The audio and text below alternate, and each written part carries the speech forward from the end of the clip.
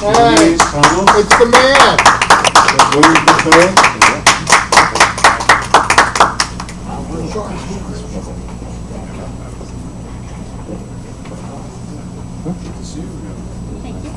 So can we have another welcome, William Grepe?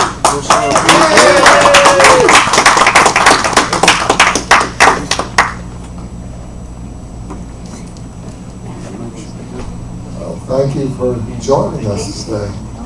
How many of you seen some of my films? Well, the ones that have asked questions, and one who haven't, I think we've missed something, right, guys? So, anyway, we were talking the other day. It looks like I'm almost the last of the Mohegans, because all the old grindhouse directors are passing on, and we just lost Herschel, and who else we lost? Ted Michaels. Yeah, Michaels we just lost.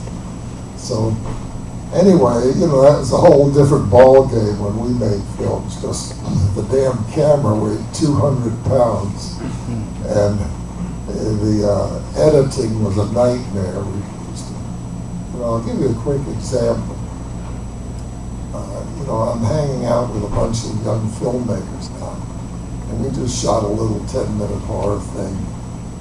And we used what was called a black magic, which was like 3-pound camera. Fantastic camera. The thing cost, $3,000. I mean, the old Mitchells used to cost like $50,000. And when I first started, they had no reflex on the camera, and you had to put a cam on the side. And if you had like a 20 millimeter, you have to look at the cam to see what it is, And so how we ever made those were those 200-pound monsters. And my record is 7 days. I shot Death Curse of Tartu. It's a lot of you I think have seen, and sort of a classic. And what was interesting, all of the drive-in theaters used to open April 15th. And I had directed Sting and Death, the jellyfish monster. And so the distributor, they're always looking for 2 horror movies to go in the drive-ins and the local theaters. And so he couldn't find another companion to go with Sting and Death, so he said the magic word. He said, I'll finance it. So, but we had this was like 1st of December, which, as I told you, it was a nightmare, editing and et cetera. So then I had to start immediately, and so I thought, what the hell can I write, So I said, well, I'll take the ancient Pharaoh in Egypt. If anyone disturbs the Pharaoh, he'll come back to haunt him. And I moved that to the Everglades, and I wrote the script in 24 hours. I stayed up all night. We started shooting, and I shot it in 7 days with one of those big cameras, and it's still sort of I get letters from Japan and Australia, Europe, all over. I don't know. People must be sick, like Tartu, right? And the jellyfish monster. But anyway, enough out of me. How about some questions? Well, I actually had a few that we'll go to the audience. Your films always look really good, which the truth is they stand the test of time. I mean, not to belittle HG or Ted. Everybody worked with what was in their means financially and technology-wise, but I mean, the equipment you were using, I mean, and they always look good. Where did you use equipment that maybe you worked with on commercial film? No, I'd never, at that point, I'd never done any commercials. But what's interesting is Florida. I'm noted for being in the Everglades swamps, but there's like no smog and bright sunlight, and it makes really good color. You know, so I think that was one thing that helped us a little bit.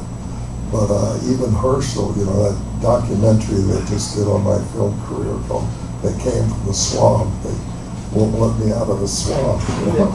But Herschel even said, and then Dave Friedman said my films look good, you know. And but a lot of it, you know, we use the same equipment as everybody. But any other questions? Yes, sir. Well, Julio shot most of your movies. Yeah, Julio Chavez. What happened is the way I started directing. See, I'd seen too many John Wayne movies, and I joined the service during the Korean War. And when I got out, I got married, and thought, man, you know, this. Well, first of all, I'm getting ahead of myself. I thought I wanted to be an actor. And I did summer stock up in Woodstock, New York. And so then when I went in the Navy, I got married, got out, and I thought, man, this isn't too secure. So when I started having kids, I went on the fire department, and I was a fireman, and I kept writing screenplays, and I wrote about 10. I got the rejection slips to prove I wrote them, you know. I couldn't get arrested. Finally, I sold one called The Checkered Flag, which is about automobile racing in Sebring. And so I took my vacation from the fire department, and they had me on the set and for rewrites. And the first day, the director had a nervous breakdown, and the investors all panicked, and they said, "What are we going to do? We got to get a director." Well, back then in Florida, there were no directors, and we got to go to California or New York and get one. And the DP said, "Oh, what the hell?" He said, "The writer knows all about it. Make him the director, you know." And 1 in the morning, I'm sitting there, oh my God, I got to direct this movie. So fortunately, the thing made some money, and that kicked my career off. And by then, I'd had 3 kids. And I quit the fire department to go in the film business. And when I think of it, I had to be out of my friggin' mind. You know, because it was just like, you know, wild grindhouse days back then. But